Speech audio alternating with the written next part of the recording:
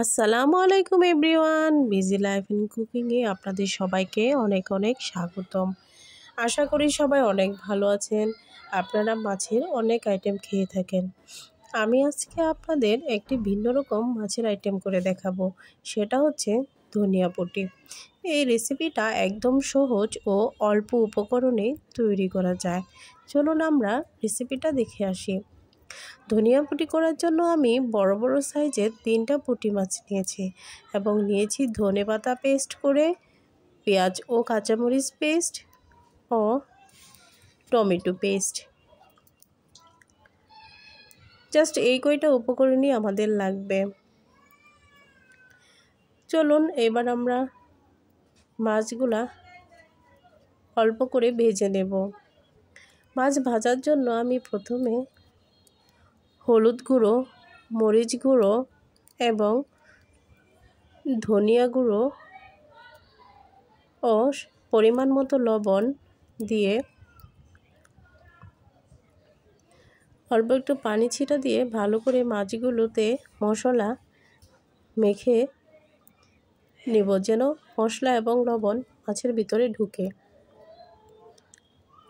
এপিঠ ওপিঠ 2 পিঠেই ভালো করে মেখে নিয়েছি। এরপর যে আমি মাছগুলো ভেজে নেব। 3টা মাছই আমি ভাজবো এবং মাছগুলো ভাজার ক্ষেত্রে আমি বেশি কড়া করে ভাজিনি, মিডিয়াম আঁচ দিয়ে মিডিয়াম করে ভেজেছি।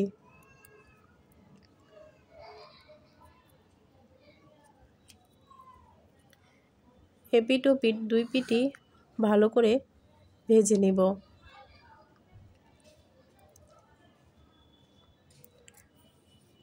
জাস্ট এইটুকুই, আর ভাজবো না। এবার আমি মাছগুলো উঠিয়ে নিচ্ছি। এখন আমি মাছ ভাজার তেলেই পেঁয়াজের বাটা এবং কাঁচামরিচ বাটা, টমেটো পেস্ট এবং ধনিয়া পাতা পেস্ট দিয়ে ভালো করে কষাবো। পরিমাণ মতো লবণ ও সামান্য ভাজা জিরা দিয়ে মাছের মশলাটা কষিয়ে এবার আমি মাছগুলো দিয়ে দিব।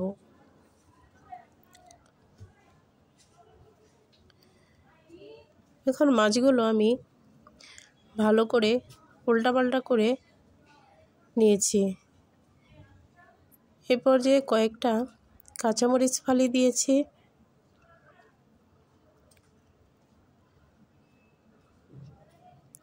এই তো আমার রেসিপিটা হয়ে গিয়েছে। একদম কম উপকরণে খুব মজার একটা রেসিপি, আপনারা বাসায় ট্রাই করতে পারেন। আর এই রেসিপিটা ভালো লেগে থাকলে লাইক, কমেন্ট এবং সাবস্ক্রাইব করে পাশে থাকবেন। আল্লাহ হাফেজ।